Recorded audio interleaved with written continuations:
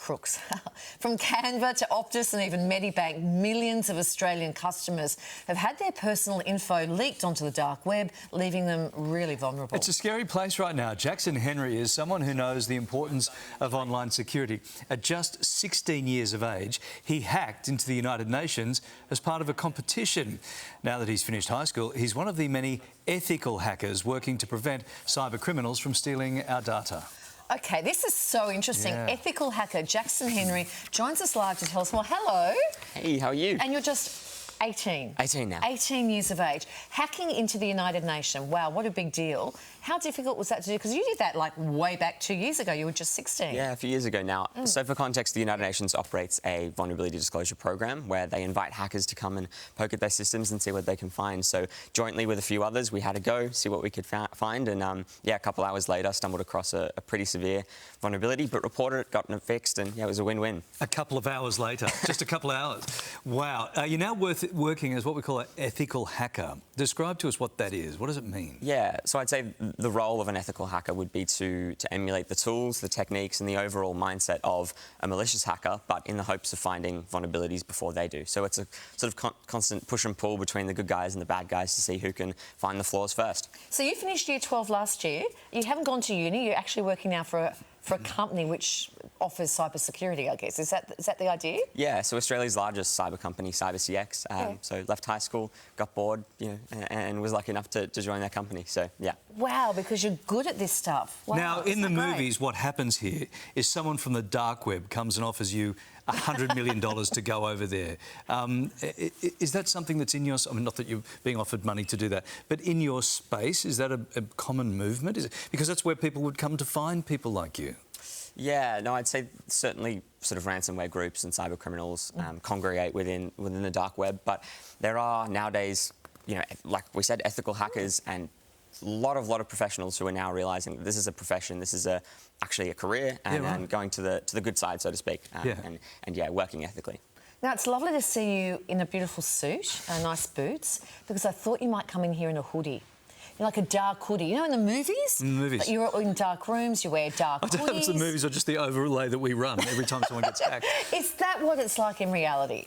Or do you just wear a nice smart button? There's some of that, of course, but I don't know if you know, I'm quite sunburned at the moment, so in terms of subverting hacker stereotypes, we do go outside occasionally, but no, it certainly varies. I mean, the Medibank hacker who was recently sanctioned by the Australian government, he was pictured by DFAT wearing a collared shirt, he was clean cut, he was also wearing quite nice clothes, so it certainly varies. It's not like it is in the movies. What's your do you have a relationship with it? Is it well, you said give and take, push and pull with these people or these organisations all of the time.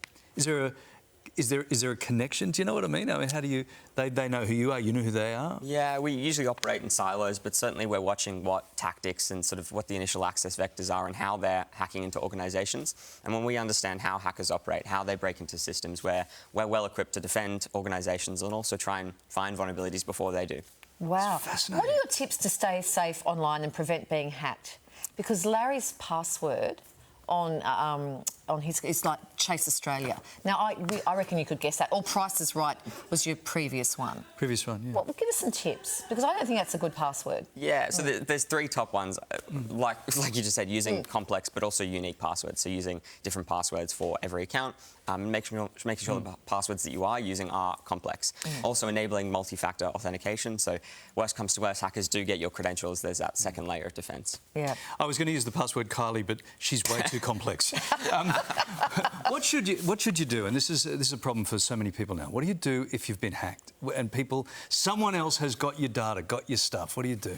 Yeah, and this is the challenging thing, is that once your data's out there, there's actually not much you can do to get it back. Yeah. But what it is about doing is minimising the harm that sort of that data being out there would cause. So rotating credentials, so passwords if they've been leaked, actually changing them, and to the more extreme end, changing your passport maybe in your 100 points of ID, and companies often assist you to do that depending if they're at fault. But yeah, basically minimising the impact of that data being out there. Yeah, prevention's better than cure, right? Where does Australia's cyber security rank sort of internationally? Yeah, I think cybersecurity is front of mind now for the government, for Australian businesses and everyday Australians. So this sort of newfound awareness has prompted change. We've seen the release of the Commonwealth Cybersecurity Strategy late last year, and that aims to catapult Australia to be the most cybersecure nation by 2030. So work is being done, and yeah, time will tell. Oh, this is fascinating. I could talk to you for I know, hours. right? Fascinating. Your parents must be super proud of you because you probably spent lots of time on your computer at home. Yeah, they're both non-technical, so I've got lots of practice, you know, Yeah, fixing tech and doing it for them. But they probably said, get off your computer, but now look at you. You've made a career out of it.